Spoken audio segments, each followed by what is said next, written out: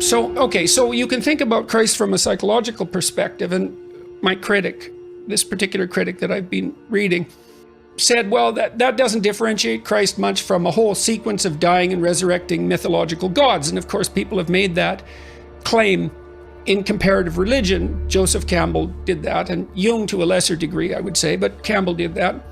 The difference, and C.S. Lewis pointed this out as well, the difference between those mythological gods and Christ was that there's a historical representation of his existence as well. Now, you can debate whether or not that's genuine.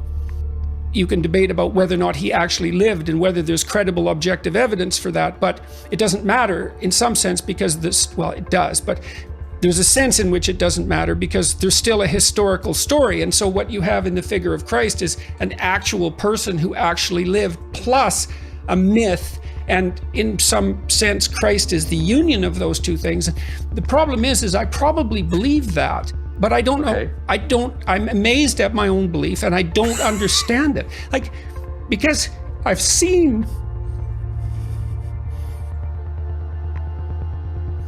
sometimes the objective world and the narrative world touch.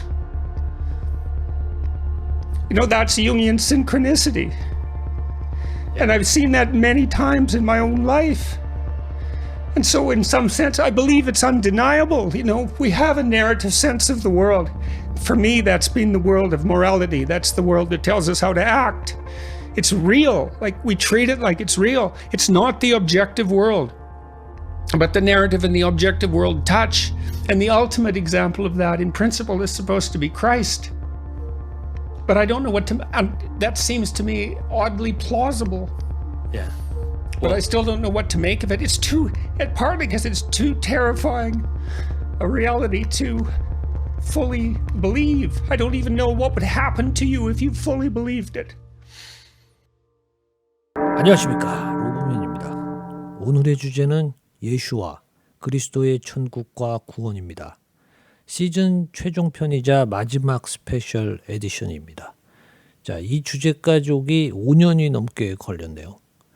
이 채널을 찾는 많은 분들은 로브맨이 정치적이지 않아서 좋다, 혹은 종교적이지 않아서 좋다, 이런 분들이 계셨을 겁니다. 물론 루시페리안 편에서 양비론적인 국제정치 세계를 다루기는 했지만 1, 2, 3을 제외하고는 국내 정치에 대해서 상당히 함구하고 있었습니다. 정치적, 종교적 주제는 서로 분열을 조장할 뿐만이 아니라 이견이 발생하면 서로 상당한 공격을 하게 됩니다. 자, 지금 대한민국 상황이 그렇죠. 그러나 마지막 주제를 기다리셨던 분들도 있습니다. 그 중에서 속았다. 결론은 로브맨도 예수쟁이였다. 이런 비난을 하시는 분들이 있을 겁니다. 종교적 주제가 불편하신 분들은 이 영상을 보지 않아도 괜찮습니다. 왜 현대사회는 기독교가 이렇게 대중적으로 비난을 받는 적그리스도의 시대가 되었을까? 자, 신학은 가장 어려운 학문인 것 같습니다. 주제를 어떻게 전달해야 하는지 많은 고민이 필요했습니다. 자, 종교적 신념의 유무를 벗어나서 이 넓은 시야를 가지고 그리스도를 알아보는 시간을 가져보겠습니다. 주제에 앞서 현재 상황에 대해 몇 가지 이야기를 좀 꺼내보겠습니다. 지난 6월 6일 로스앤젤레스에서 미국의 불법 체류자 44명이 긴급 체포됐습니다. 이민세관 단속국 IC는 이틀 동안 113명을 현장에서 체포했습니다. 6월 8일 불법 체류자 반대 시위대가 감금시설을 찾아가 폭동을 일으키자 주방위군이 투입돼서 이를 저지했습니다. 자, 그러자 미 국토안보부는 이날부터 체포된 불법 체류자의 신원을 공개했습니다. 자, 그들은 다국적으로 살인, 절도, 강간, 마약, 촌기, 아동범죄에 연루된 중범죄자들이었습니다. 트럼프의 생일이자 미 육군 창립 250주년인 6월 14일에 워싱턴 DC에서 2차 세계대전 이후 거의 최초로 열병식이 있었습니다. 로스앤젤레스에서는 이를 기점으로 폭동이 거세지자 경찰, 주방위군, 해병대까지 투입되면서 이 폭동은 대부분 진압되었습니다. 최근에 중동 정세가 급변하고 있습니다. 현지 시간으로 13일부터 5일간 이스라엘이 이란의 테헤란에 미사일 공습을 했습니다. 작전명이 라이징 라이언입니다.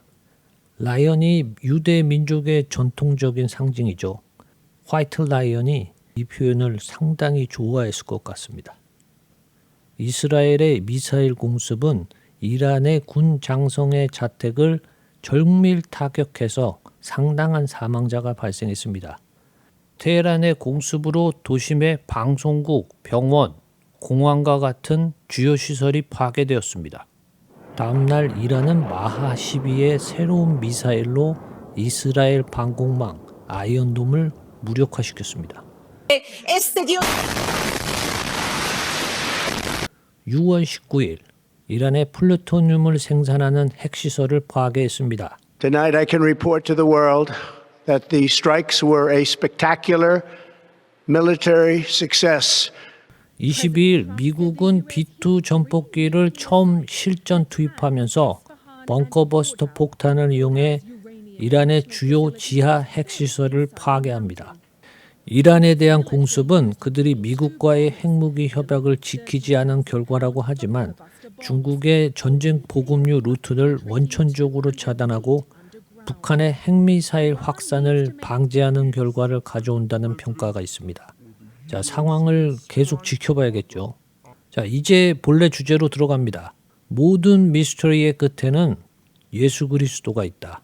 자, 많은 분들이 대표적인 무신론자이자 기독교 변증가인 조던 피터슨의 눈물을 이해하기 힘들 겁니다.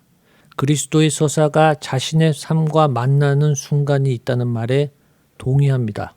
기독교에 회귀한 가장 의외의 인물들 중에는 유대인 무신론자에서 로만 카톨릭으로 개종한 20세기의 최고의 물리학자 존 폰 노이만이 있습니다. 미국의 엔터테인먼트계에서는 락 밴드 콘의 기타리스트 브라이언 헤드웰치, 힙합 뮤지션 카니 웨스트, 팝스타 저스틴 비버가 있습니다. 자, 많은 비기독교인들은 이들의 마약 의존성이나 현실적인 고통, 정신적인 문제와 공허함이 종교에 의지하게 만드는 원인이라고 말합니다. 그러나 분명한 사실은 그 출발점이 기쁨, 어둠과 고통에서 시작되거나 철학적이고 과학적인 사유를 거치는 경우에도 결국 예수 그리스도를 만나는 길이 있다는 것입니다. 과연 구원이란 무엇인가? 많은 기독교인들의 답변은 대부분 이렇습니다. 구원은 천국에 가는 것이다. 자, 그러면 천국은 대체 무엇인가? 많은 기독교인들이 이곳을 창조주가 믿음을 가진 자를 위해 예비해 놓은 진정한 아버지의 왕국이자 기쁨과 사랑, 평화만 가득한 황금빛 엘도라도와 같은 곳을 상상합니다. 자, 혹은 생전에 이 세속적인 욕망을 해소하는 이슬람의 천국이나 북유럽의 바랄라 같은 곳을 상상하는 경우도 있습니다. 자, 예수 그리스도가 이야기한 천국은 과연 이런 것이었을까요? 예수 그리스도는 누구에게 천국의 열쇠를 주었는가? 프로테스탄트 기독교인에게 칼뱅의 구원 예정설은 아주 강력하게 작용합니다. 기독교의 교부인 아우구스티누스는 구원이란 창조주의 선택과 은총에 의해 결정된다라고 했습니다. 이 칼뱅의 예정설은 이 창조주의 섭리로 처음부터 구원의 대상이 예정되어 있다는 교리입니다.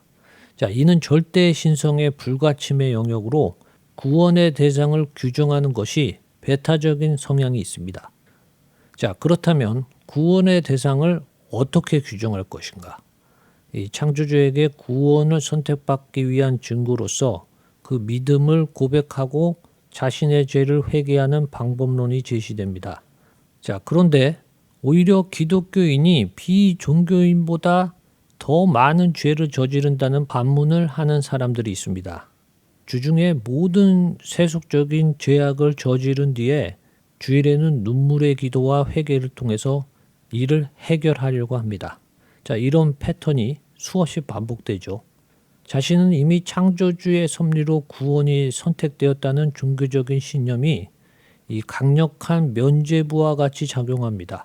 마치 자신의 구원을 목적으로 이루어진 스스로 만든 신념으로 보여지기도 합니다. 자, 믿음과 회개는 스스로 끊임없이 죄인임을 인지하도록 위한 도구이며 이는 더 이상 세속적인 제약을 반복하지 않도록 유도하는 것입니다. 진정으로 구원을 받은 자라면 이렇게 반복적으로 죄를 저지르는 것이 맞는가? 아니면 인간은 본질적으로 죄악으로부터 벗어날 수 없는 존재인가? 자, 우리는 사실 매 순간에도 수많은 유혹을 받는 보이지 않는 영적 전쟁을 치르고 있습니다. 자, 우리는 정말 죄인인가? 많은 사람들이 이렇게 생각합니다. 나는 큰 죄를 저지르지 않았는데 기독교는 끊임없이 죄인임을 고백하도록 강요하는 것이 마치 종교적인 가스라이팅 같다. 자, 그러나 종교적인 관점에서 말하는 죄악은 형사법에서 명시하는 중범죄에 국한되는 것이 아닙니다. 자, 우리는 에고를 가지고 세속적인 생활을 하고 있는 매 순간마다 타인에게 혹은 그 스스로에게 죄인이 될 수밖에 없습니다. 자, 우리는 근원의 본질에서 얼마나 벗어나 있습니까? 그래서 함부로 나는 신이다라고 말할 수도 없고 죄인이 아니라고 부정하기도 어려운 것입니다. 전 세계의 수많은 자칭 그리스도는 대부분 미친 자들이었습니다. 대한민국에 유독 많죠. 그리스도, 크리스토스, 기름을 부은 자, 왕이자 최고 제사장을 가리키는 헬라어입니다. 이나 알라을라 민 알 아우스발 빔 알할라 as of so below. 자, 위에서와 같이 아래에서도 유명한 말이죠. 고대 알렉산드리아의 기독교 바실리디아는 고대 헤르메티카 경전 타블라 스말라그디나 에메랄드 타블렛의 아랍어 문구를 인용해서 그리스도의 개념을 설명하고 있습니다. 15세기 독일계 스위스의 연금술사, 철학가, 양리학자 파라켈수스 본 호헨하임. 파라켈수스는 2세기 그리스의 기독교 변증가이자 철학자, 이 법의학자인 켈수스를 넘어섰다는 의미입니다. 그는 양리학자로서 모든 물질은 독이다라고 말했습니다. 자, 융이 자주 인용한 16세기 독일의 철학가, 연금술사, 의사였던 게르하르트 도르는 파라켈수스의 학설을 지지했습니다. 자, 이건 내용이 좀 어렵습니다. 자, 원물직적 메르클리우스가 소우주의 행성계를 점령하고 원초의 사람으로 복원되고 숭화되는 것을 신학적 사람의 아들 안트로포스, 그리스도에 대입한다. 루돌프 슈타이너가 규정한 그리스도는 물질 세계와 영적 세계의 균형자라고 표현했습니다. 어렵게 들리기는 하지만 이 전체적으로 일맥상통하는 부분이 있죠. 자, 예수 그리스도는 과연 실존 인물인가? 이런 질문을 가졌던 분들이 꽤 많습니다.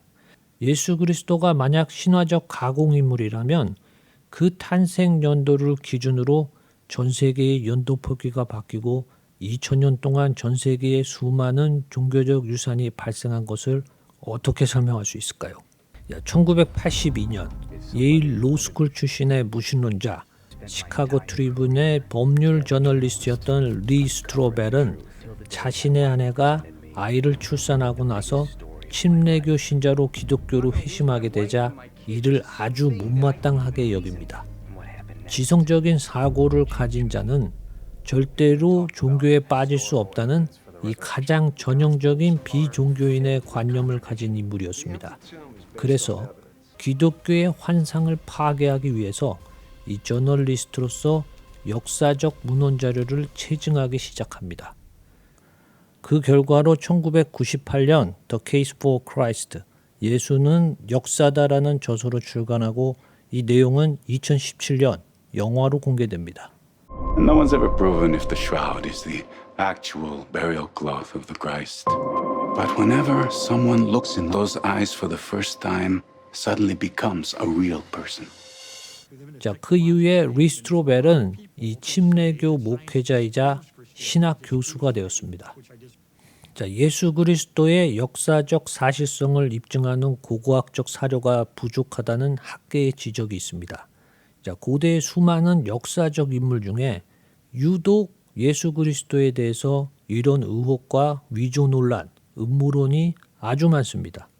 룽기누스의 창, 성배가 아직까지 확인되지 않지만 히틀러가 치열하게 이 성물을 찾으려 했다는 도시 전설이 영화 인디아나 존스의 소재가 되었을 뿐입니다.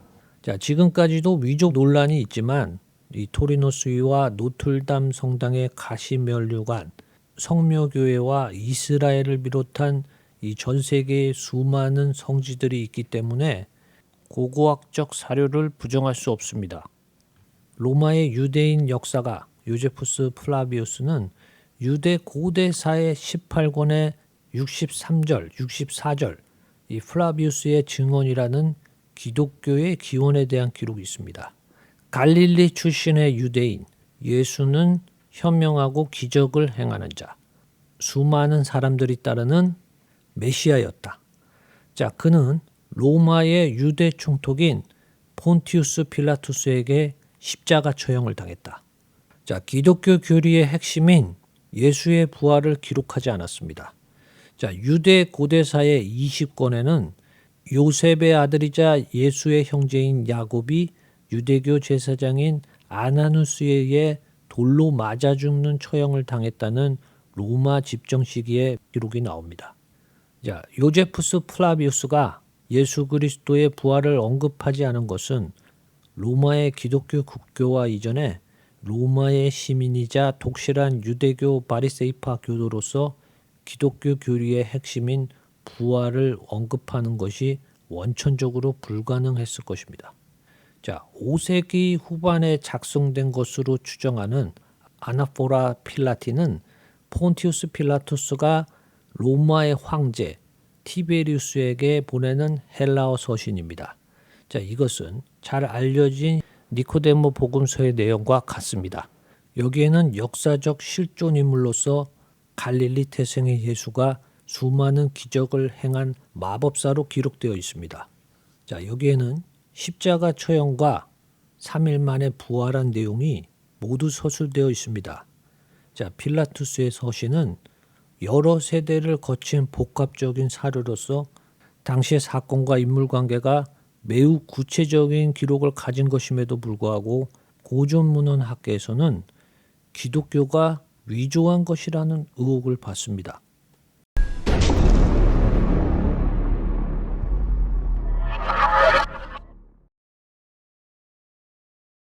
자, 예수 그리스도의 출생에 관한 기록을 보겠습니다. 이에 대한 역사적 사료가 빈약하다고 평가하는 데 반해 유대문헌과 탈무드에서는 신약보다 더 자세한 기록이 나옵니다. 자, 그 대표적인 것이 예수 벤 판테라입니다. 자, 이것은 그리스 철학가 켈수스가 주장한 예수의 출생입니다. 자, 이것은 현재 켈수스의 문헌 기록이 남아있지 않고 오리게네스가 반박한 내용만 보존되어 있습니다. 자, 그 내용은 유대인의 입에서 나온 말은 예수의 어머니는 간음죄로부터 유죄를 판결받고 로마의 군인 판테라의 아이를 낳았기 때문에 약혼한 남편에게 쫓겨났다. 라비 엘리에제르가 마리아의 실제 남편은 파푸스 벤 요셉이며 그녀는 판테라의 애인이다. 그 아들은 벤 판테라는 벤 스타다라는 부분이 예수의 출생에 대한 기록이라고 주장합니다. 자, 실제로 독일의 빙거부르크에서 1859년 서기 22년경에 티베리우스 율리우스 압데스 판테라라는 로마 군인의 묘비가 발굴됩니다. 자, 이것이 켈수스의 주장을 뒷받침하는 인물일 것이라는 가설이 등장합니다. 자, 그러나 당시에 오리게네스는 판테라는 표범 가죽을 입는 로마군을 표현한 것이며 헬라어 파르테노스가 동정녀를 뜻하기 때문에 유대인들이 이를 모욕하기 위해 지어낸 것이라고 이 켈수스의 주장을 반박합니다. 예수 벤 판테라는 로마의 기독교 확산을 막기 위해 당시의 유대인과 기독교 변증가들이 지어낸 근거가 빈약한 주장으로 현재의 종교학, 성서학계에서는 그 관계성이 분명하지 않다는 평가를 받습니다. 예수의 어머니 마리아에 대한 비화로 남겨진 이야기는 베들레헴 출신의 40대의 목수 요셉은 이전에 결혼을 했는지 혹은 다른 자녀가 있었는지 정확히 알려진 바가 없습니다. 그는 14세의 나자렛 처녀 마리아와 첫 번째 유대 혼인 예식 키두신을 치르고 두 번째 예식 니수인 전 혼인을 준비하는 동안에 사촌인 엘리자벳의 집에 가서 1년의 안식년을 갖게 됩니다. 이 시기에 마리아는 예수 그리스도를 잉태하게 됩니다. 자, 이것을 임마클라타 콘셉티오, 기독교 교리에서 생물학적 아버지가 없는 성령으로 인한 원죄가 없는 잉태, 무염시태라고 합니다. 당시의 유대 율법에서는 혼의 임신을 하게 되면 약혼자나 그 양쪽의 가족에게 철저하게 버림을 받고 돌로 쳐서 죽이는 가혹한 처벌을 받게 됩니다. 자, 지금도 이슬람은 명예살인이라는 이 잔혹한 관습이 남아있죠. 자, 이게 상황이 만만한 것이 아닙니다.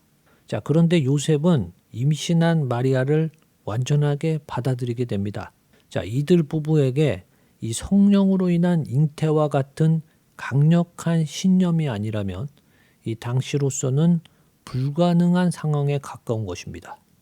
예수에게 형제가 있었다라는 신약의 내용은 헬라어 수게네스, 친족이나 사촌으로 표기되었기 때문에 이 정교회와 로만 카톨릭은 마리아가 동정녀 상태를 유지했을 것이라고 추정합니다. 자, 모두가 알듯이 생물학적 아버지가 없는 인간은 과학적으로 불가능합니다.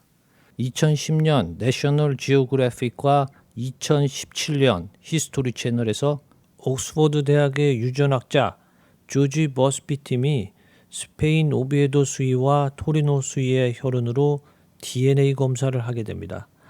실제로 생물학적 아버지 23쌍의 염색체가 누락된 XX형 유전자라는 믿을 수 없는 결과가 밝혀지게 됩니다. 자, 이것으로 신학적인 영역인 성령에 의한 잉태, 무염시태의 과학적인 가능성이 처음 제기됩니다. 자, 신약, 유대 문헌, 탈무드가 공통적으로 말하고 있는 것은 예수 그리스도가 실제로 기적을 행하고 있다는 것입니다.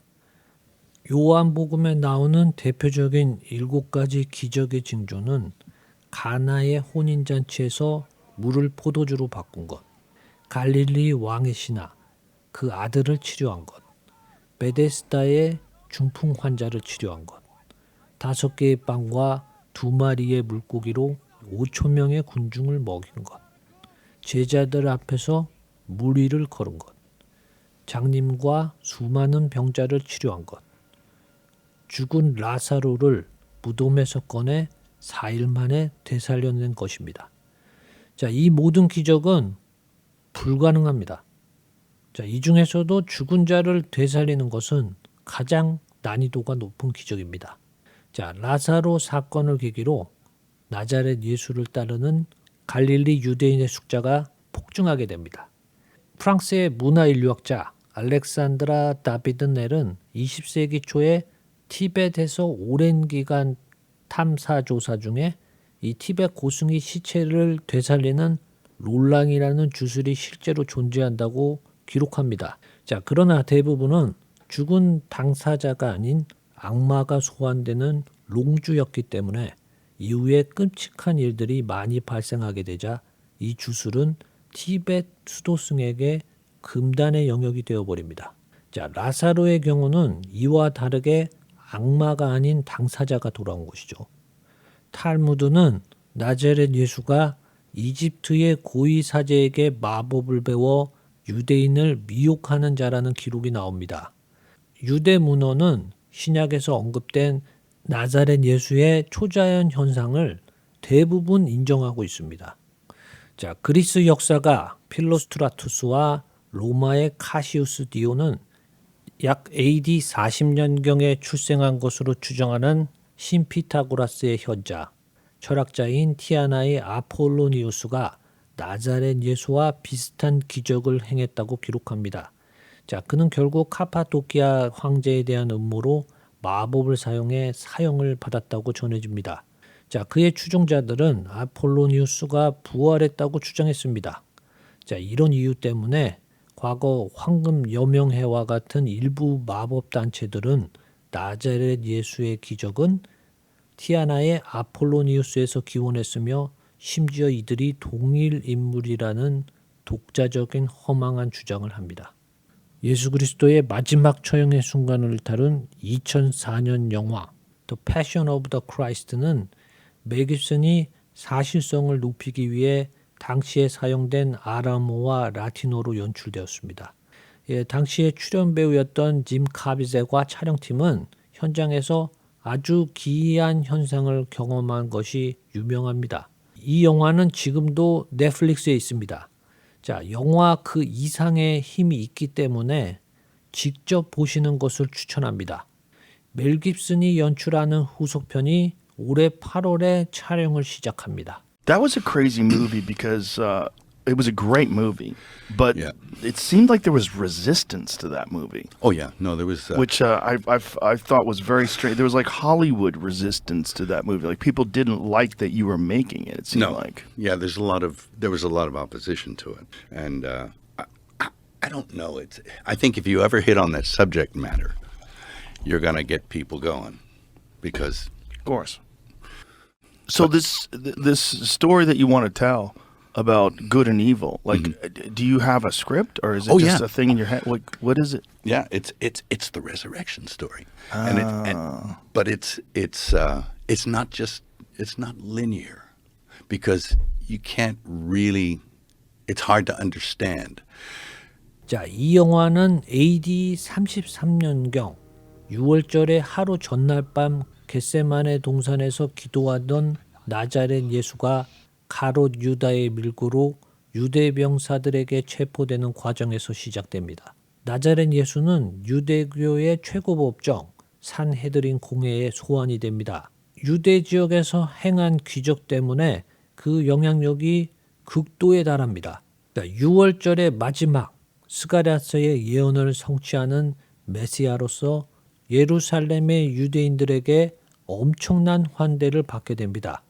자, 유대 법정은 나자렛 예수는 유대인의 메시아를 자처하고 스스로를 신의 아들이라고 칭했기 때문에 이를 신성모독으로 보았고 유대인의 왕으로 로마의 반란을 일으키려는 죄목을 붙여 유대 총독 폰티우스 필라투스에게 십자가 처형을 요구합니다. 폰티우스 필라투스는 갈릴리 지역을 헤롯 왕이 관할했기 때문에 나자렛 예수의 로마 법정 최고형인 십자가 처형을 거부합니다. 자, 그러나 유대 지역이 이미 로마 통치하에서 11년 동안 반란이 지속되자 티베리우스 황제는 폰티우스 필라투스에게 강력하게 경고했습니다. 유대교 제사장들의 요구에 압박을 느낀 폰티우스 필라투스는 나자렛 예수에게 인류 역사상 가장 잔혹한 로마의 고문형을 집행합니다. 자, 그리고 다시 한번 6월절에 죄수를 풀어주는 관례를 이용해서 이 상황을 모면하려고 합니다. 그래서 살인죄로 기소된 바라바와 나자렛 예수 중에 면죄자를 선택하도록 합니다. 그러나 유대인과 제사장의 선택은 바라바를 풀어주는 것이었습니다. 자, 그리고 나자렛 예수의 십자가 처형이 이루어집니다. 지금 보시는 장면에서 짐 카비젤은 실제로 현장에서 벼락을 2번 맞고 사망 위기를 겪습니다. Passion story was archetypal because it's a limit story, like this debate at Oxford. You cannot write a more tragic story. It's impossible, technically. Why? Well, because it's a story of the aggregation of everything that people are afraid of. So there was no death more painful than crucifixion. That's why the Romans invented it. It was to punish political miscreants. It was the slow, agonizing death by suffocation, essentially, and dehydration and exposure. It's extraordinarily painful. Okay, so that sucks. That's pain, man. Plus, you know it's coming. That's part of the story. Plus, your best friend betrayed you into it. Plus, your people turned against you. Plus, they're led by a tyrant who doubts truth. Plus, you're a victim of the Roman Empire. Plus, you're completely innocent. Plus, everybody knows it. Plus, they choose a criminal to be released from this experience instead of you, even though they know he's a criminal and they know you're innocent. And you've done no wrong, and all you've done is help people. 나자렛 예수의 부활에 대한 다양한 음모론이 존재합니다. 1982년 출판된 헨리 덩컨, 리처드 레이, 마이클 베이전트가 공조한 성혈과 성배라는 탐사조사 형식의 출판물은 프랑스로 이주한 막달라 마리아가 낳은 예수 그리스도의 후예를 시온 수도회와 템플 기사단이 보호하고 있었다고 주장합니다. 이 내용은 댄 브라운이 다빈치 코드라는 소설로 출간하고 2006년에 영화까지 공개되면서 대중적으로 널리 알려지게 됩니다. 자, 그래서 이를 사실처럼 알고 있는 사람들이 꽤 많습니다. 그러나 그 실체는 메로빙거 왕조가 프랑크 왕국을 건립할 때 자신의 권력을 정당화하기 위해 여러 가지 유적을 조작한 완벽한 허구에 불과했습니다. 자, 만약 이것이 사실이라면 비잔틴 종교회의 교권은 유럽에서 완전히 파괴되었을 것입니다. 자, 뿐만 아니라 일부 사이언톨러지 계열의 영성계에서는 인류에게 3명의 그리스도가 존재했었다는 정체불명의 판타지 가설까지 등장하기도 했습니다. 예수 그리스도의 부활은 기독교 교리의 핵심입니다. 자, 이것이 부정되면 기독교의 존립 자체가 불가능합니다. 자, 그렇다면 어디에서 그 근거를 찾아야 하는가? 나자렛 예수는 자신이 3일 만에 부활할 것이라고 제자들에게 공언해 왔습니다. 자, 유대교 제사장 가야바는 예수의 추종자들이 그 시체를 숨겨서 부활을 주장할 것이라고 생각했기 때문에 로마군에게 3일 동안 그 무덤을 지키도록 강력하게 요구했습니다. 나자렛 예수의 부활을 처음 목격한 것은 막달라 마리아였습니다. 여기서 아주 미스터리한 사실은 막달라 마리아와 그의 제자들, 그 누구도 부활한 예수 그리스도를 처음에 알아보지 못했다고 합니다. 자, 그 이유는 분명하지 않지만 그들 모두가 예수 그리스도의 부활을 믿지 않았기 때문인 것으로 보입니다. 자, 우리는 예수 그리스도의 부활 이후에 사도들의 행적을 자세히 들여다볼 필요가 있습니다. 자, 신의 아들이라고 믿었던 자신들의 메시아가 이 로마 제국에 의해 잔인한 십자가 처형을 당했습니다. 자, 그렇다면 그들은 모두 공포를 느끼고 흩어져야 할 것입니다. 자, 그런데 사도들의 행적은 이와 반대로 갑니다. 12제자 중 유일하게 요한을 제외하고 나머지 제자들은 예수의 부활을 알리기 위해 로마, 파르티아, 인도, 북아시아의 각 지역에 적극적인 포교 활동을 벌이다가 순교를 하게 됩니다. 12제자 이후 사도들의 포교 활동은 계속됐습니다. 베드로가 로마에서 순교하게 되자 로마에서 기독교도가 급증하게 됩니다. 로마 제국의 황제들은 모두 기독교도를 잔인하게 박해합니다. 기독교도에게 십자가 처형과 맹수에게 먹이로 주는 폭압이 빈번하게 발생됩니다. 자, 그럼에도 로마의 기독교는 전혀 수그러들지 않았습니다.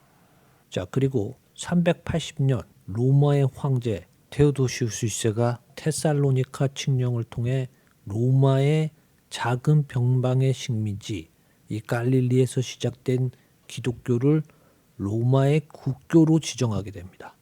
비기독교인에게는 이 모든 현상이 하나의 광기로 비춰질지도 모릅니다.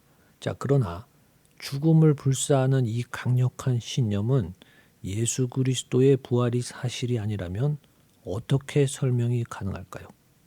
진정한 아버지는 처음부터 사탄이 지배하는 끝없는 프랙탈, 우로보로스의 환영우주에서 끝없는 사랑을 보여줄 인간으로 육화된 그리스도의 완성을 계획했다. 에덴이 시작된 곳, 아브라함의 희생제단, 아담의 무덤이 있는 골고다 언덕 지하에 흘러내린 예수 그리스도의 보혈은 인류를 완전히 리셋시켰다. 마지막으로 여러분께 실화 같은 한 가지 우화를 말씀드리겠습니다. 어느 날 이 천국의 열쇠를 주는 추첨이 열립니다. 자, 오직 2명에게만 이 열쇠가 주어지게 됩니다. 첫 번째 열쇠를 가진 자는 아주 기뻐하면서 춤까지 춥니다. 자, 갑자기 주변에서 이 천국의 열쇠를 갖지 못한 사람들이 슬프게 우는 소리가 들리기 시작합니다. 자, 그러자 그는 이렇게 이야기합니다. 나는 당신들과 다르게 신성의 불가침의 영역으로 구원이 선택된 자이다. 자, 이것은 너무나도 정당한 것이기에 나는 전혀 슬프지 않다. 나는 그 누구에게도 어떤 것도 해줄 것이 없다. 자, 두 번째 천국의 열쇠를 가진 자는 주변에 슬프게 우는 소리를 듣고 더 깊은 슬픔에 빠집니다. 여기에 있는 사람들이 모두 천국에 갈 수 없다면 나는 기쁠 수 없다. 내가 천국의 열쇠를 포기해서 이들을 천국에 들게 할 수 없는가? 자, 이렇게 말하면서 한탄하게 됩니다. 여러분이 보시기에 누가 그리스도를 완성한 자입니까? 누구에게 천국이 있습니까? 누구에게 구원이 있다고 생각하십니까? 천국은 이미 내 안에 있다. 천국에 드는 것은 바로 지금 이 순간이 될 수 있다. 사랑의 증거는 용서다. 여러분은 예수와처럼 모두를 사랑하고 용서할 준비가 되어 있습니까? 솔직히 로브맨은 스스로 그럴 수 없다고 생각합니다. 자, 그러나 2000년 전에 그런 존재가 있었다는 것에 항상 감사합니다. 예수 그리스도가 없었다면 근원, 진정한 우리의 아버지가 사랑이었다는 것을 절대로 알지 못했을 것입니다. 자, 이것으로 시즌 전체의 마지막 영상을 마칩니다. 여러분과 함께해서 항상 영광이었습니다. 모든 이에게 사랑과 축복, 평화가 넘치기를 기원합니다. 오랜 이야기 들어주셔서 감사합니다. 지금까지 로브맨이었습니다. Yes,